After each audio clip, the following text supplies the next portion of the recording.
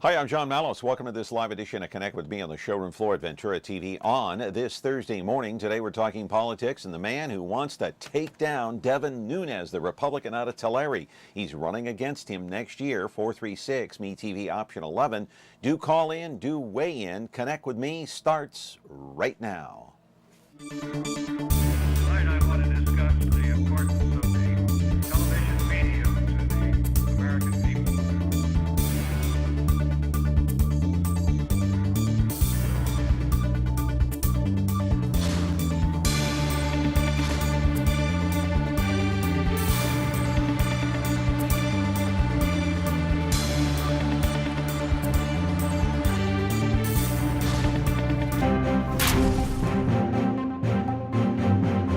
Back here on the program, connect with me on MeTV Fresno on this Thursday morning. And of course, as usual, we're broadcasting from the showroom floor here at Ventura TV.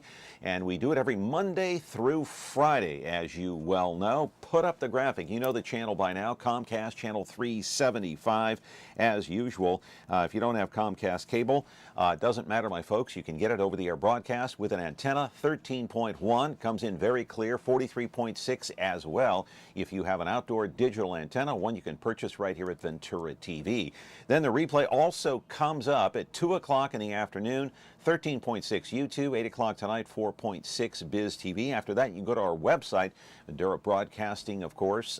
You can just Google Ventura Broadcasting Company. It'll come up, and there'll be a link to connect with me. You can catch all of our shows on there. Before we get started on this political show today, the man running against Devin Nunes. We've talked about Devin Nunes on this show so many times this past, the past, 6 or 8 months. Devin has also been a guest on this show, of course, 5 or 6 times. Connect with me over the last several years. But I want to talk about local politics just briefly, because Bob Nelson, the interim superintendent at Fresno Unified, is no longer an interim superintendent. He now became the permanent superintendent. He was voted in last night at the school board meeting. He's got a 4-year deal, pays him $295,000 a year. Apparently they liked him, and he's doing a fine job. He was a guest on this program at some point. We will have him on again. Bob Nelson doing a good job so far and replacing Michael Hansen. All right, to the matter at hand right now, the man challenging Devin Nunes. And what is the latest? The embattled Republican congressman out of Tulare. Remember, he is the chair of the House Intelligence Committee. I want to roll the videotape on Devin Nunes, show you exactly what I'm talking about. There he is. At the heart of the matter today is that Nunes is pushed to steer the investigation away from Donald Trump, and Russia could backfire on Republicans. Here's why. Nunes' focus has been on unmasking of names by members of the Obama administration who used classified documents to try and discredit Trump's 2016 campaign. But a new report obtained by Nunes himself this week suggests no evidence of wrongdoing, either by Obama himself or anyone else in his cabinet. No Democrats were implicated. That according to Reuters. In fact, the investigation into the Russian probe points instead to Trump associates. Guys like Jared Kushner, Donald Trump Jr., Paul Manafort, Michael Flynn, all under investigation by Special Counsel Robert Mueller. Right now, it's not clear whether or not Nunes will share that new report with members of his own committee. Nunes did not respond, neither did the White House. In April, Nunes recused himself from the Russian investigation after he was accused of ethics violations. Nunes says that's nonsense, it's false. But remember, it was Nunes who took sensitive documents to Donald Trump in the Oval Office before consulting with his own committee. The information seems to support Trump's claim that President Obama wiretapped his New York office, although Nunes later said the surveillance appeared to be both legal and normal, Trump saying he felt somewhat vindicated. But all of this taking away from the probe into whether or not Trump associates had contact with Russian officials prior to the election, violating the Logan Act of 1799, the law that prohibits unauthorized U.S. citizens from negotiating with a foreign government. Live in our studio right now is Andrew Janz. He is the man challenging Devin Nunes for that seat in the 22nd Congressional District. Welcome to the program. You're a first-time guest. Good to have you here. Thank you, John. All right, so the Russian probe, is it real, and will Robert Mueller continue with his investigation? And if you were sitting in the 22nd seat right now in Congress, would you be pushing for Mueller to continue his investigation? Look, John, you know my background. I'm a law enforcement official here in Fresno County. As Right. a local prosecutor, facts matter. And I think it's very important that we look at all of the facts in whole. One of the things that I've been talking about is the fact that Robert Mueller is respected all across the political spectrum. Republicans and Democrats have come out and praised him and his stellar public service career, including my opponent, Devin Nunes himself. Yeah, we got a picture of Robert Mueller as well. So Mueller, well known within political circles within Washington, D.C. So you agree there should be a probe? Oh, most definitely. I think this is one of the most serious attacks on our election institutions in this country, and our democracy is founded on free and fair elections. So we need to figure out what happened, not jumping to any conclusions, but I think that we need to let Robert Mueller figure out what's going on, what happened last year. I don't think he's going to leave any stone unturned. He's put a great team together, and I think we just need to let the investigation run its course. And personally, for me as a prosecutor, I think that it's important that we hear all the evidence before jumping to any conclusions. If it were a Democratic administration, would you still be pushing for an investigation as well? Absolutely. You would be. Yes. Okay. And with the names that I mentioned, Jared Kushner, Donald Trump Jr., Paul Manafort, Michael Flynn, these are all people that are under investigation. Nothing proven yet. Have we jumped the gun? No, because the only way that we can prove anything is if we take this to some sort of trial or hearing. We're still in the evidence gathering stage. I think we need to be very patient. I think one of the questions we need to ask is whether my opponent had anything to do with any of the cover-up or any of the communications leading up to it, because we know that Devin Nunes was part of the Trump transition team. We need to ask ourselves why my opponent went to the White House in the middle of the night to share information with a possible subject of the investigation, Donald Trump himself. And as a prosecutor, I would never, somebody who's done plenty of investigations and participated in investigations, it was clear to me early on that Devin Nunes had no idea what he was doing as being the person that was supposed to be heading this investigation.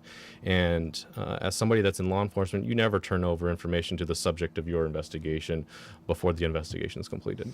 And so Devin Nunes, I know he did go into the White House in the middle of the night looking for documents, what he claims, and then I believe it was the next day, if I'm not mistaken, back in April, that he actually went into the Oval Office and presented what he had found to Donald Trump, as if Trump didn't know about it. That's correct. We don't know that. So why does that seem suspect? Why does that seem suspicious to someone looking from the outside looking in? Because standard procedure in that situation would be to take that information back to the Intelligence Committee, present it to the ranking member and fellow members on the committee, and work an investigation from that point. What we need to find out is what conversation was had between Devin Nunes and Donald Trump in that secret meeting. Okay, so this morning I mentioned the latest news is the unmasking of the names. Do you think that Devin Nunes brought that up as to try to use that as possible cover to try to cover up what was really going on with the investigation with Russia and some of the associates of Donald Trump? Look, we've heard from Richard Burr. He's the senator, the leading ranking member on the Senate Intelligence Committee, Right. a Republican, come out and say that Devin Nunes made up this whole unmasking thing. We have General McMaster's But do come we out. have any proof that he made it up? Well, This Reuters report that came out, we don't know what's in it. Devin Nunes has it. Don't Right. know if he's going to share it with the committee. I don't know really who's seen this report. No Right. comment from either Nunes or the White House. So the Reuters report, they uncovered some documents that indicate that the Obama administration did nothing wrong, that it was these four that are implicated. It's only Republicans that are being implicated, but we don't know what that report says. Well, it's clear to me that this whole talk about unmasking with respect to Devin Nunes is completely trying to throw off what Robert Mueller is doing with his investigation. We have the National Security Advisor, current National Security Advisor, General McMaster's, come out and say that Susan Rice did nothing wrong. And we have my opponent in the last week threatened the FBI director and the attorney general with contempt of Congress. So it's clear that my opponent is attempting to undermine Robert Mueller's investigation for political purposes. And again, I go back to the fact that Devin Nunes was part of Donald Trump's transition team. So we need to figure out what his ties to the disgraced former National Security Advisor Michael Flynn are, and work backwards from there. And if we look at Senator Burr and we look at General McMaster's, both people have stellar public service records, and they're telling the American people, look, there's nothing here. Unmasking is a standard procedure in the intelligence gathering community.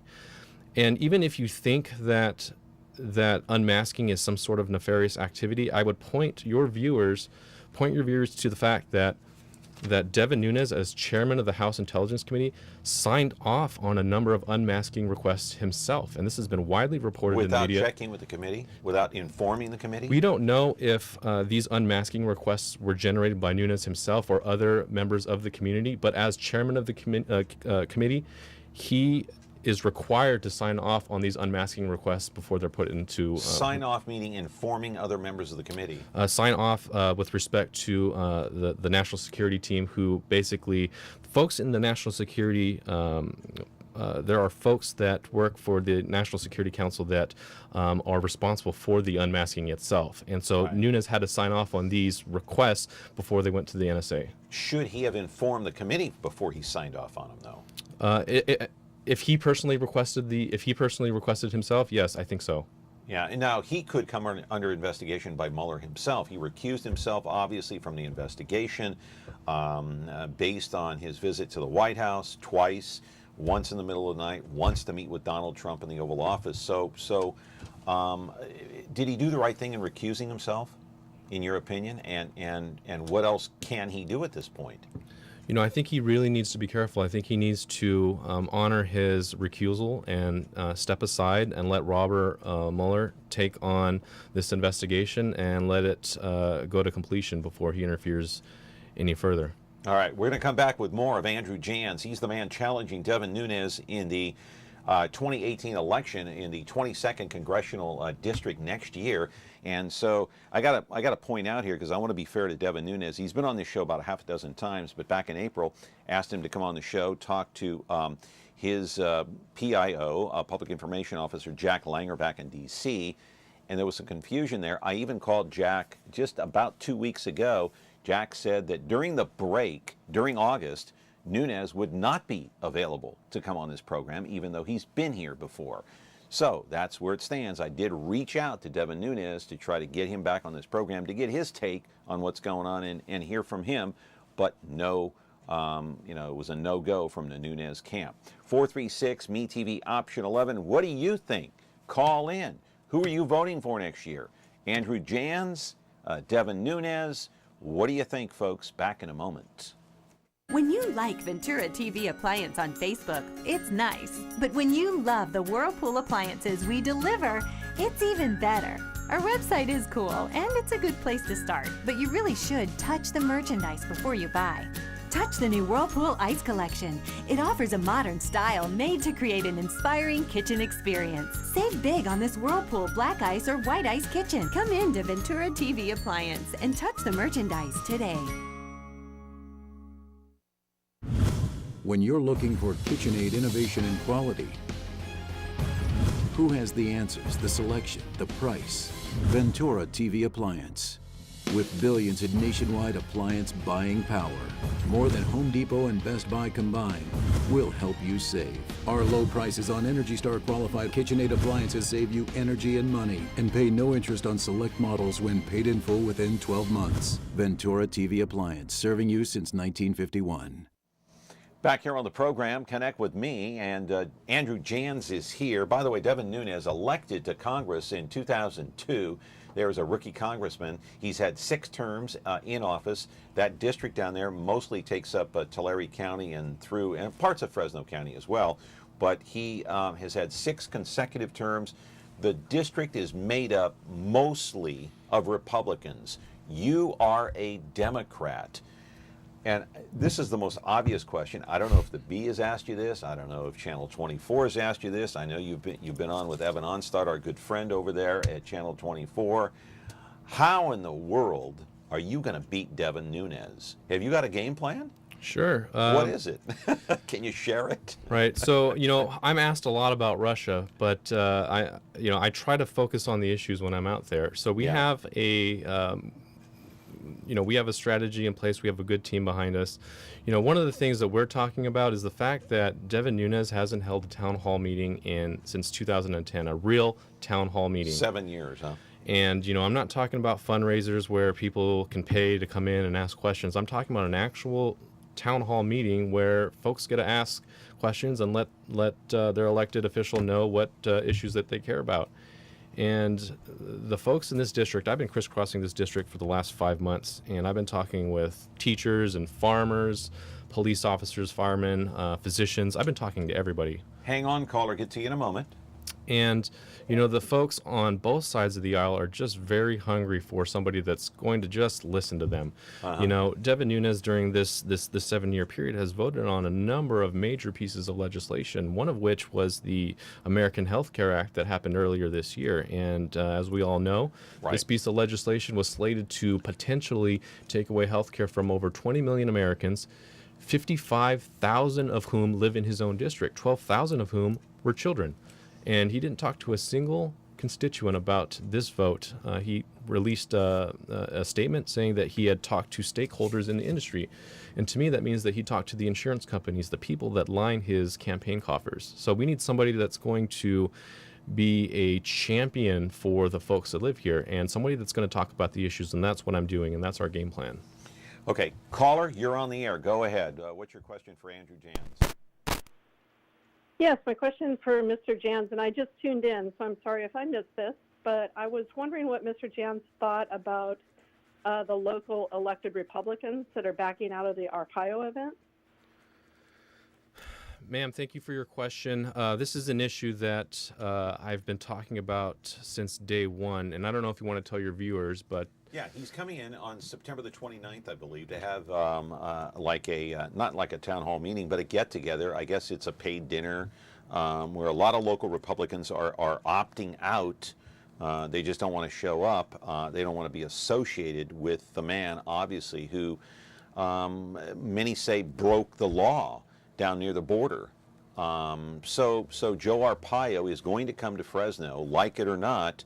What are your thoughts about that? Well, first of all, I think that he's going to become. I think they're going to give him an award at this ceremony. So, right. As a law enforcement official, I'm very disappointed that they decided that this person, out of all people, should be getting an award and inviting him here to Fresno. He's such a divisive figure. Is this going to backfire on Republicans? Because he's basically being invited by the Republicans, some Republicans here in the Central California area. I can't speak to what's going to happen next year. It's just so uncertain. But what I can tell you, will it backfire on Republicans, do you think? Because they're the ones that want him here. But there are many Republicans that are elected officials that are really using, I think, I don't know, what some would call better judgment not to go. Right. I think that, we live in an area that has a large Latino population, and I think in speaking to many folks in this community, they're nervous about things that are going on in sort of the national debate around the issue of immigration. Many of these folks have friends that are undocumented, family members that are undocumented, so they're very nervous about this. But do you think it's good that it could backfire on Republicans here in the Valley? I'm sure that, I'm sure that it will, which is why we see so many Republican elected officials walking away from this event. You have the Republican mayor of Fresno saying that he wouldn't attend even if he was available. You have a Republican. He's not going to be in town, but he wouldn't. Lee Brand, right, that's what talking about. Yeah, Lee Brand said that he wouldn't go even if he were here. We have Margaret Mims, who's also a Republican, who's saying that she's no longer attending. Look, let me say this. As a prosecutor, I have no problem being tough on crime, and that's sort of the persona that Joe Arpaio tries to portray. What did he do wrong in your judgment? Look, as I'm saying, he's been convicted of a federal offense, and what he was convicted of was essentially violating a court order that required him to stop racially profiling. So Hang on, caller. Get to you in a moment. so my question is, what type of signal does this send to our men and women who serve every day on our front lines in our community, that it's okay to racially profile Latinos? I think it sends these folks the wrong message. And let me say another thing. They're going to give Joe Arpaio an award. We have so many better candidates here locally that are more deserving of that award. We have Sergeant Lucas, who was killed last year in the line, who had a stellar career in public service. He's definitely worthy of the award. We have Deputy Scanlon, who was shot in the face in Fresno County Jail. He's still recovering. Strong ties to the community, coached football on weekends. We have Officer Darren Nelson, who was dragged 50 feet last year, several years ago, by a gang member as he was trying to effectuate a stop. So we have really good role models here locally that we can hold up as people that are strong and tough on crime.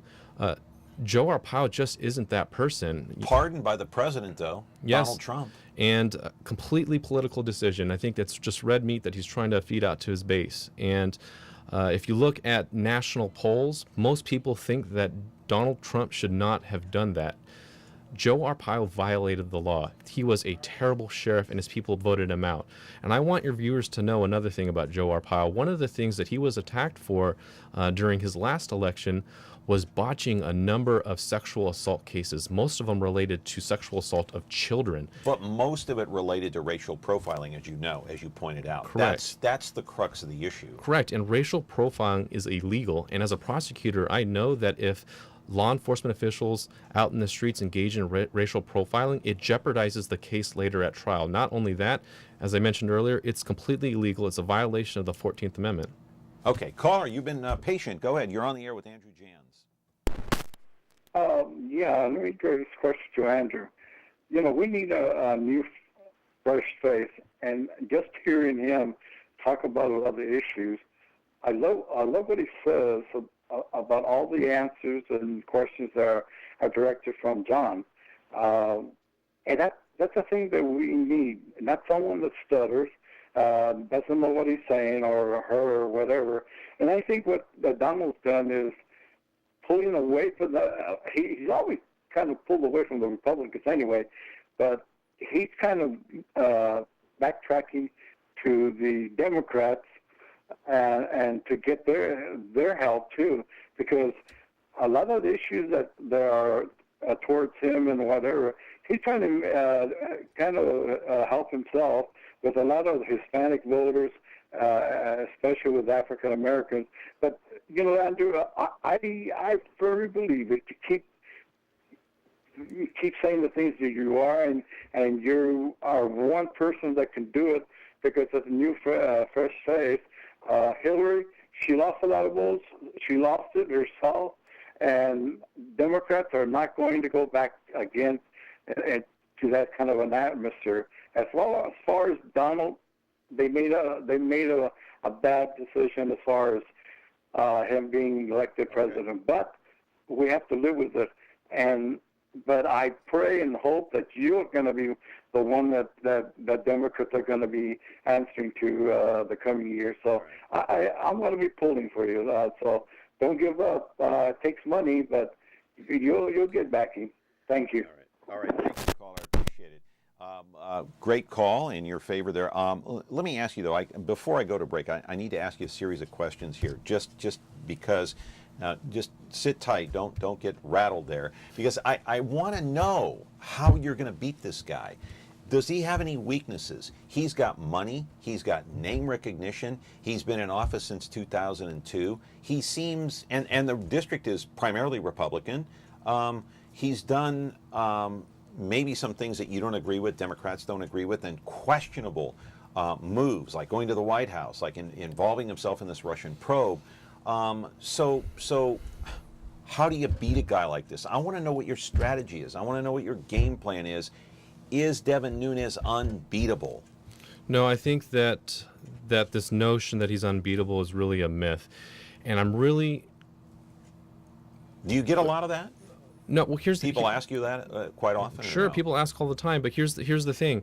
This race at the end of the day isn't going to be about Democrat versus Republican. What will it be about? I'm a registered Democrat. But I'm out there, I'm talking about the issues that people care about. You know, there are a whole host of issues that are facing his constituents that aren't being addressed. Such we have as? healthcare, water for our farmers. You know, Devin Nunes, immigration. We have public safety issues here. You know, we have Devin Nunes, who touts himself as a water expert, and he's been out there talking about building Temperance Dam for years. You know, what are the results of that? You know, we need so you somebody. Think he's beatable on the issues? He's definitely beatable on the issues. We can't buy into this national narrative that says that Democrats and Republicans can't work together. I have many members of my team that are registered Republicans. We're running a bipartisan campaign that seeks to advocate for all people that live here in the district, and not only the district, that in the Central Valley as a whole. He's going to attack you in campaign ads. If you debate on any one of the local stations, he will attack you. How will you handle that? Well, first off, I don't think that, you know, I would welcome a debate with Devin Nunes, but I don't think How will you handle the attacks? Look, you know, one of the lessons that we learned in the John Ossoff race out in Georgia 6 is that money can't buy elections. So what we need to do is to be out there front and center talking about the issues that matter. That has to be the number one priority. You know, people are sick and tired of these negative attack ads. You know, Devin Nunes ran his first ad on taxes a couple weeks ago on KMJ, and I think that's very telling. Devin Nunes has never run an ad 15 months out from the election. So we know that he's nervous. We know that he thinks that he's vulnerable. So if Nunes thinks that he's vulnerable, I think that we have a great shot. I believe that we're going to win next year. We've been targeted as a district nationally by many different organizations as one that that people are going to focus on. So I think that that speaks to his vulnerability and my viability as a candidate. Quickly, before we go to break, there's some headlines, I guess, in the paper either today or yesterday talking about Nancy Pelosi. Democrats are not happy with her being the House leader. If you're elected, would you want to see a change there? Look, I've never met Nancy Pelosi. You know, I am a registered Democrat, but I'm going to run my own campaign. And again, as I said before, this is going to be a campaign about the issues. And, you know, I'm not going to play this game that says that, you know, the Democrat team is over here and the Republican team is over here and let's fight it out. But the Democrats are not happy with her because of the way that she has conducted herself in leading the charge for Democrats in Congress. Look, Nancy Pelosi doesn't speak for me. I'm going to be my own candidate, and I'm going to run on the issues that matter to people here. Yeah. Many of those issues are going to be in conflict with what Nancy Pelosi is going to try to push in San Francisco and some of the more liberal areas of our country. Right. Okay, I want to take a break here, but a lot more to talk about when we come back. We'll talk about health care. We'll talk about DACA and some of the issues that are facing us nationally here. And what about the racial divide in this country? What about discrimination? We'll find out where the candidate, Andrew Janz, stands on some of these issues. It's your chance to call in, and I'll tell you what, it's your chance also to tell our viewers where you stand on some of these issues. Glad you're here, Andrew Janz, back in just a moment. Frigidaire. It means the first electric refrigerator. The first compact electric range. Now, there's the Frigidaire Gallery Range with Symmetry double ovens. It's designed to cook multiple dishes at multiple temperatures, so you can prepare the entire meal at the same time. Frigidaire, over 90 years of legendary innovation. See the full line of Frigidaire appliances at Ventura TV Electronics and Appliances. Not sure what you're watching? Want to see what's coming up next? Or just want to browse what's on without the hassle of flipping channels? Your wish has come true. Now you can view schedules for all the digital TV channels available in the Central Valley. Get local weather updates and forecasts, and listen to nationally syndicated Biz Talk Radio, all on KVHF 4.1. Rescan your TV now, then tune in to digital channel 4.1 to start enjoying the all-new TV guide. All right, my friends, the election is next year. You got the June primary, of course, in 2018. Then you have the general election. It's the midterm elections, 2018. We all know that. And then in 2020, you'll have that big election again when the president is running for re-election. So Andrew Janz is here, and I'm so glad you're here because this is, like I said before the break, this is your opportunity to connect with the viewers. You know, you look in the camera there and talk to the viewers, and you know we have a lot of people watching and that vote, that have watched this show over the last year or so during the 2016 campaign, and let me tell you, we got a lot of fiery calls during that time. So there are a lot of things on the agenda here. Before I get into healthcare and DACA, all right, let me just rattle off some of the issues facing our country. You've got obviously the hurricanes, Texas and Florida, to deal with. You got raising the debt limit. You got funding the government, funding the wall, the Great Wall between us and Mexico. Okay. You have the fact that, well, you're going to try to keep us out of war with North Korea. That seems like a hot topic. Tax cuts, racial tensions, racial divide. You know what happened in Charlottesville, Virginia? Outrageous, where a young girl was killed for no reason at all.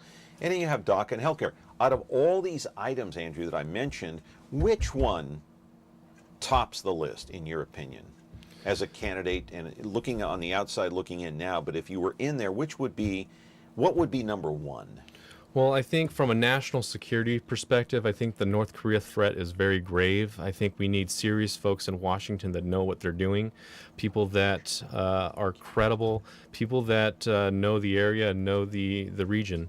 Kim Jong-un, of course, the head of North Korea there, and he's fired off numerous test missiles threatening the United States. He now apparently has a missile that can reach the entire continental U.S.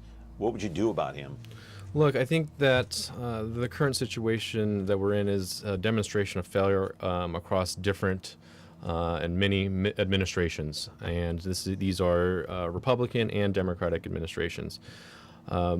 You know, there are really no good options on the table for North Korea at this point. There's a military option, which could potentially plunge most of Asia into war, and that's definitely not a good option because we have our allies very close by in Japan and South Korea. You know, one of the approaches that I'm pushing for is a long-term strategy to really bring North Korea back into the international fold. A similar model that we've used with Cuba and China back 30 years ago. And I'm not talking about just giving them monetary incentives, but really helping the North Korean people understand that there's a different way to go about things. And it's going to be a long-term diplomatic strategy. And, you know, I think that, of course, we can't take military option off the table, but I think that diplomacy is the only way to go about doing this. And I think it's going to be a long-term diplomatic and economic strategy that needs to be employed. So diplomacy first, which could be long-term, and do you want to bring North Korea back into the international fold? Yet there are so many human rights violations going on in North Korea, as we all know. Many of their people are starving.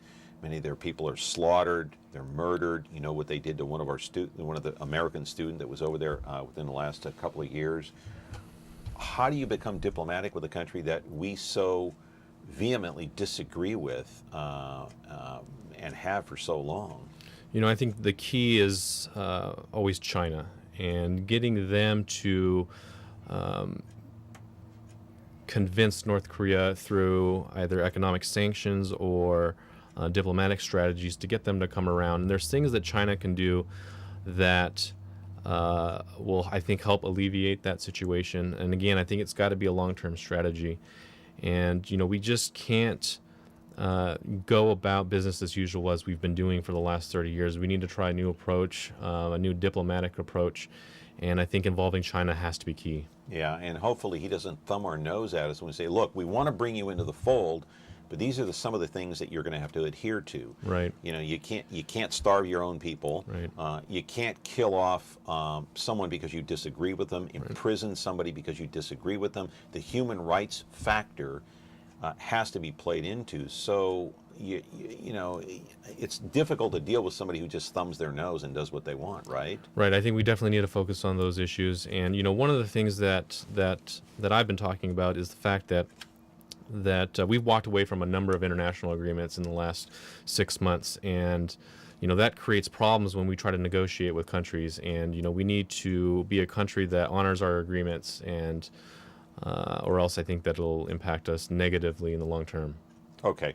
Let me ask you about You know, there is so much racial divide in this country. Before I get into the other issues, you know what happened in Charlottesville? What would you do to bring people together? You know, I think one of the things that we need to first do is condemn these neo-Nazi fascist groups. And I've been calling on my opponent, Devin Nunes, to do that for a number of weeks now. And we've heard nothing but silence from his team and from his camp. And we've had a number of other local Republicans come out and speak out against the violence, and I applaud them for doing that. I think that's a great first step. You know, we need to ask ourselves why Devin Nunes has remained silent on this issue. Did Donald Trump not do enough of that? I don't think he did. I think it was this weird thing where he came out against it, but then he said that there were good people on both sides of the issue, on both the neo-Nazi side and on the peaceful protester side. So, you know, I think then he backtracked on that, and it's really confusing to the people. As a public official, as a local elected official, as a representative of people, I think one of your responsibilities is not only to listen to your constituents and see where they're at on issues, it's also to be a moral and ethical leader and to speak out when you see things that are wrong. And for example, a terrorist driving a car through a crowd of peaceful protesters, injuring dozens, killing one. That's just so easy to do. Why is it so hard to condemn Nazis? We fought against them in World War II. I just don't get it. I just don't get why some folks, including my opponent, are remaining silent on the issue. And to address the first portion of your question, how do we bridge this racial divide? You know, I'm somebody that is a son of immigrants, and I come from a unique racial background. You know, my father was Caucasian. My mom is from Southeast Asia, and you know, I grew up in schools as someone who spoke English as a second language. So I see some of the issues, and I feel for some of these students that go into schools unprepared, not speaking the language, and I understand that. And as being a prosecutor, I work with folks from, you know, all different types of racial backgrounds. And, you know, at the end of the day, we're all Americans, and we all want the same thing. We want a good future for our planet and a good future for our children, and a safe community to live in, clean air to breathe, clean water to drink. You know, I think that if we really go back and focus on the issues that matter to people, and I keep talking about the issues, but if we really go back to these things, I think that's a way to move forward with respect to the racial divide that we're seeing in a lot of parts of our country. Is Steve Bannon fanning the flames even though he's not there? Because on 60 Minutes just last Sunday, he said, you know what, Republicans like Mitch McConnell and Paul Ryan, they are pushing back on the populists' view, and those populists that have elected Donald Trump, they are Donald Trump's worst enemy. Not the populists, but Mitch McConnell and Paul Ryan. So is Bannon from the outside now with Breitbart, is he going to continue to fan the flames, and maybe, you know, those groups, those outside groups that you're talking about, the white supremacist groups, will they continue to thrive to a certain extent because of comments that Steve Bannon made and maybe others have made? You know, that's a good question. You have to ask yourself why these groups feel emboldened by the Trump administration, and I think Steve Bannon did have a large part to do with that, and I think that's one of the reasons why the president was smart and got rid of him. What I'm worried about is perhaps Steve Bannon being more powerful in the sort of media position that he has now. In the private sector than he was in the administration. You know, we saw last night, as an example, Nancy Pelosi and Chuck Schumer come out after meeting with Donald Trump saying that they had an agreement. Right. And we'll talk about that. Yeah, we'll talk about it in a little bit, but I think this is a good example of that, where we have Breitbart News come out and attack Donald Trump for reaching an agreement, a foundation, at least for moving forward on DACA. And then you have Donald Trump coming out this morning saying, hey, hold on, really isn't an agreement, just a framework in place. So who started that? Was that Bannon that kind of fanned the flames there a little bit? You know, I think that there's elements in both parties that seek to, fan these flames. And, you know, being someone that wants to be an elected official, I think that we need to really focus on the issues that unite us as opposed to the ones that divide us. And it seems to me like Breitbart News and Steve Bannon and those folks, are really just trying to make money, and they make money by selling sensational news and creating division. Right, and you heard Bannon say on 60 Minutes that Charlie Rose, obviously, he's not going to stop. he feels more emboldened being outside the White House than inside the Right. White House, because Donald Trump wasn't, he had his ear, but he didn't have his ear 100%, which is why the separation now, and now he's back with Breitbart, so he may play a key factor. We're going to come back on the other side of the break, talk about health care, talk about DACA, I promise. With your phone calls too, 436-ME-TV, option 11. You're looking at the man who is running against Devin Nunes next year. He'll come back again. It's his first appearance, but I guarantee you it won't be his last. Back in just a moment. When you like Ventura TV Appliance on Facebook, it's nice. But when you love the KitchenAid appliances we deliver, it's even better. Our website is cool, and it's a good place to start. But you really should touch the merchandise before you buy.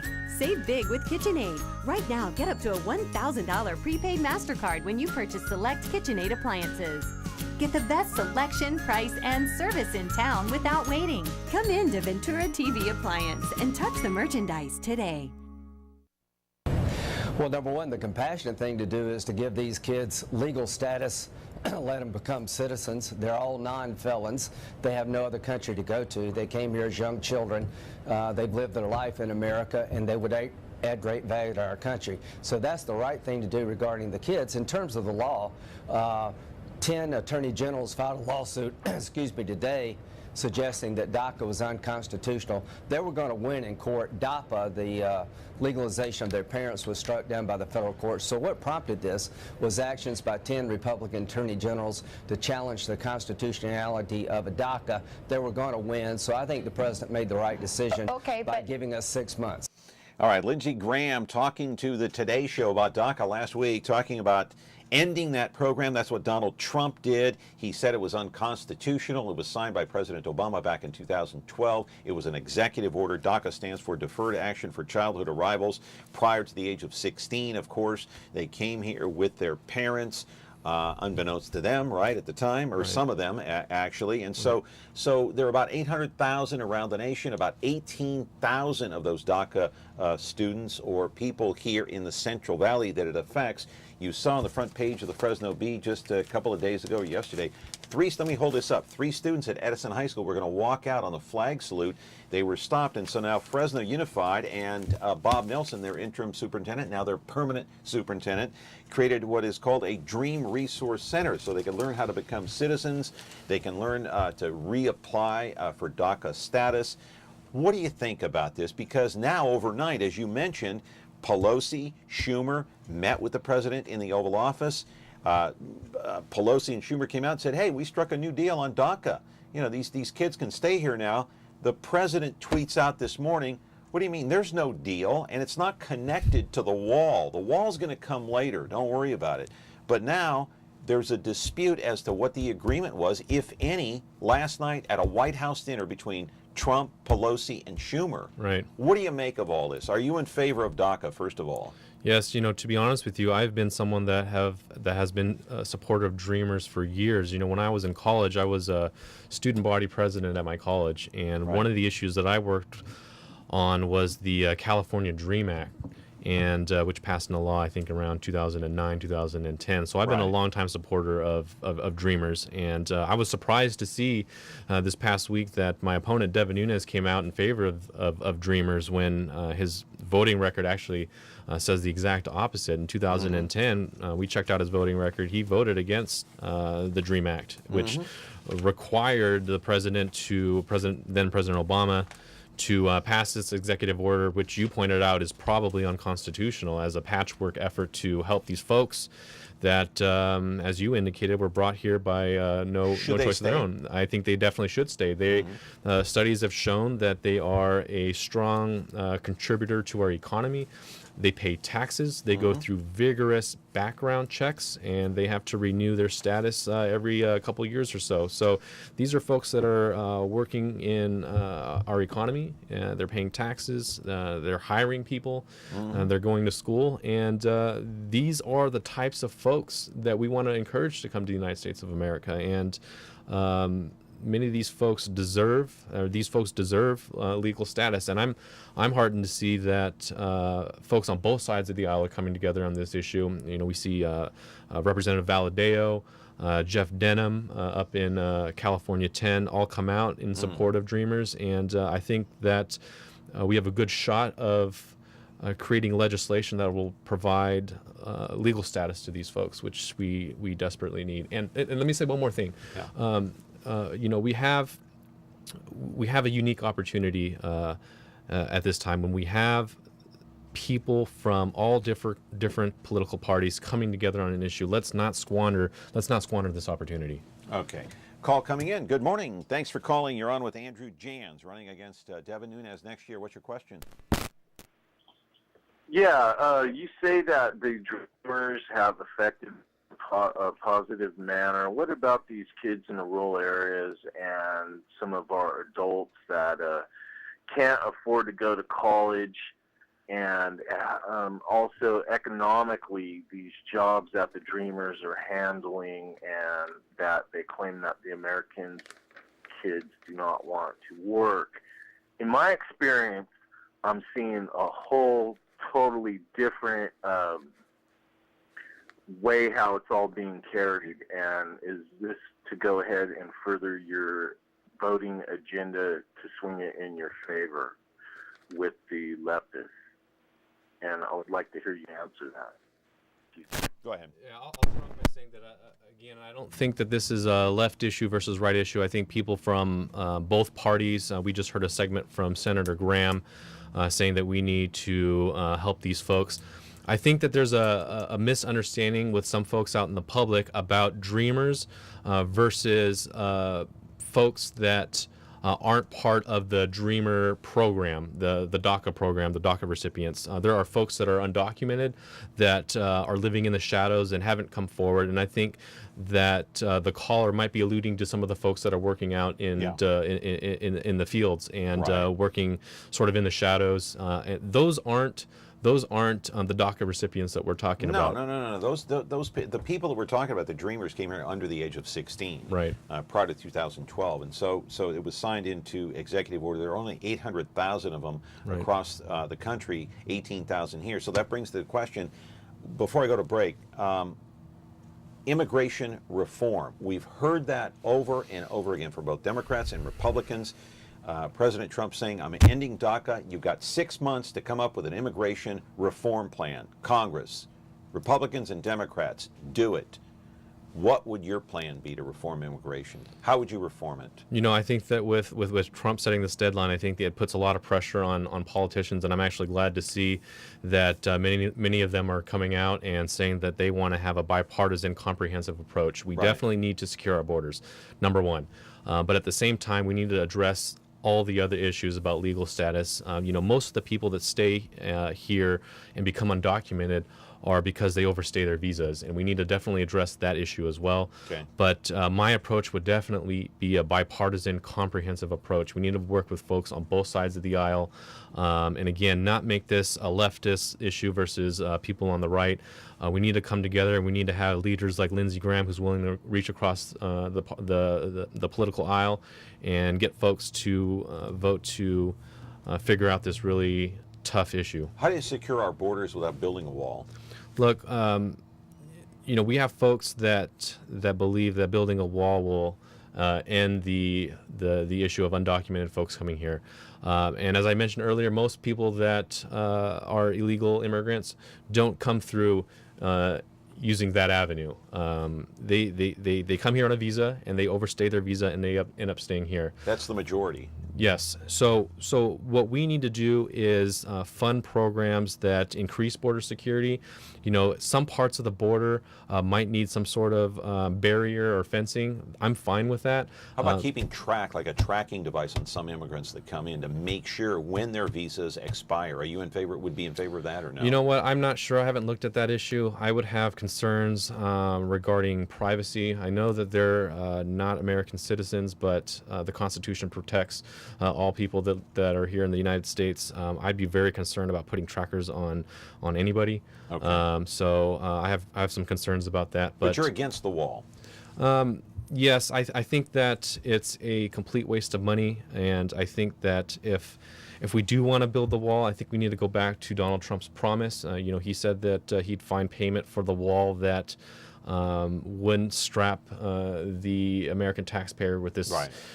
really expensive bill, which we've seen would be tens of billions of dollars. We have other things that we need to focus on here locally: our school and education system, water here in the Central Valley, obviously. All right, going to come back here after the break. Andrew Janz is the guest. 436 MeTV option 11. Little time left. Back in a moment. The following is another list of things you will not hear on MeTV programs. Man cave, baby bump, whatevs, double half-calf mochaccino, faux hog, redonkulous, totes adorbs, hella, holla, YOLO, cray-cray, and MeTV is still Kardashian-free. This is what you will hear on MeTV programs. Welcome, Denham. The Twilight Zone. About bulls. I object, Your Honor. Mr. Grant. I hear you right? You heard me right. MeTV. Thanks for listening. Disappointed. Very disappointed. I don't think it's dead, no, but I'm certainly disappointed. For 7 years I've been hearing repeal and replace from Congress, and I've been hearing it loud and strong, and then when we finally get a chance to repeal and replace, they don't take advantage of it. So that's disappointing. I've been saying that, Mike, I think you'll agree, for a long time. Let Obamacare fail. It'll be a lot easier. And I think we're probably in that position where we'll just let Obamacare fail. We're not going to own it. I'm not going to own it. I can tell you the Republicans are not going to own it. For so many years I've been hearing repeal and replace. I'm sitting in the Oval Office right next door, pen in hand, waiting to sign something, and I'll be waiting, and eventually we're going to get something done, and it's going to be very good. Were these Republicans who came out against it disloyal? Well, they were not disloyal. They had their own reasons. I was very surprised when the two folks came out last night because we thought they were in fairly good shape, but they did. And, everybody has their own reason. But if you really think about it, you look at it, and we have 52 people. We had no Democrat support, which is really, something that should be said. We should have had Democrats voting. This is a great plan for a lot of people. So the way I look at it is, in 18, we're going to have to get some more people elected. All right. Donald Trump, after the Republicans failed to pass their own health care bill in the Senate for a third time back in late July. And so the president's saying, just let it implode. It's going to implode. I'm waiting here to sign it in my office. I've got my pen ready. See my pen? It's ready. I'm going to let it implode. What do you think about Obamacare? Is it going to implode? Because we see that Blue Cross is pulling out of Fresno, pulling out of Tulare counties, one of your areas you're running for Congress for. So they're pulling out for. So is it imploding? Look, I don't know if this is a negotiating tactic by the president, but it creates so much uncertainty in the insurance industry. And insurance companies need certainty when they put forward their plans for next year. I work for the county, and they're going to come out with some plans in October. So these insurance companies need to have, they need to know that the federal government are going to pay for the subsidies. So I think that, I've been saying this for a long time. I'm a registered Democrat, but I don't think that Obamacare is perfect by any means. I think that there's a lot of improvements that we need to do with respect to the Affordable Care Act. Prescription drug prices are going through the roof, which has been shown to be one of the contributors to the rising costs of health care. We have subsidies being paid out to the insurance companies that aren't sufficient. We have insurance companies that can't pay their bills. Yeah. Okay, got another call coming in. Good morning. You're on with Andrew Janz. Caller, what's your question? Hi, hello? Yeah, quickly, short on time, though. Hi, I was wondering if your guest is if he has any plans to put a stop to these criminal thugs that are in the street who are basically lowlives and organize themselves and call themselves Black Lives Matter.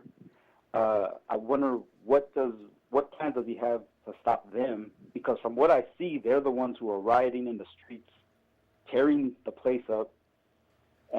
But he wants to put an end to white supremacists, and I don't see the white supremacists rioting.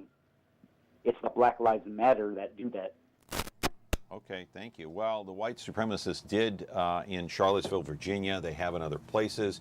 Address the caller's concerns. Sure. As a prosecutor, I've prosecuted some of the most serious crimes in Fresno County over the last couple of years, many of which were covered extensively in the media, in the Fresno Bee, and in local press. So, I have no problems being tough on crime, and I think that what we need to do is provide better funding to our police officers. We have police officers in Fresno that are completely underpaid. You know, Chief Dyer used to have around 800 police officers at his funding peak back in the 2000s. And now we're at a place where we're around 700. We're recovering. We need more programs that help police officers, fund police officers. And, you know, I'm working hard every day to make sure that our communities are safe. You know, we have a case that I worked on last month that's being covered by the Fresno Bee today, and it's probably going to appear in the paper tomorrow, where we put a gang member away for a number of years for using a firearm during the commission of a crime. So we're going to be working on these issues. I think that it's important to know that public safety is something that's very important to me, and it's one of the things that that I've been talking about over the past 5 months. Okay, I want to just one more question on healthcare, and I get back to your background here just a little bit. To repeal and replace Obamacare failed 3 times in the Senate. Now there's a new bill that both Democrats and Republicans are working on separately behind closed doors. Bernie Sanders wants single payer like Medicare, and Lindsey Graham is working on the Republican side.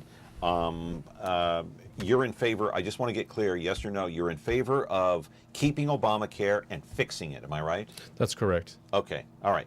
Now to your background, you're a member of the District Attorney's Office and have been for how many years as a prosecutor? Nearly 4 years. Nearly 4 years. And so, to answer the caller's question, you've put many of these thugs, as he called them, behind bars, no matter race, creed, color, or religion. That's correct. It doesn't matter. If they commit the crime, they do the time. Am I right about that? That's entirely correct. You know, I have sworn under the Constitution to enforce the laws of our country and our state, and I go to work every day, and I fight for the folks that live in Fresno County, the folks that have been victims of some of the worst crimes that we've seen. So I go to bat for these folks every day, and I hope to do the same in Washington as their champion.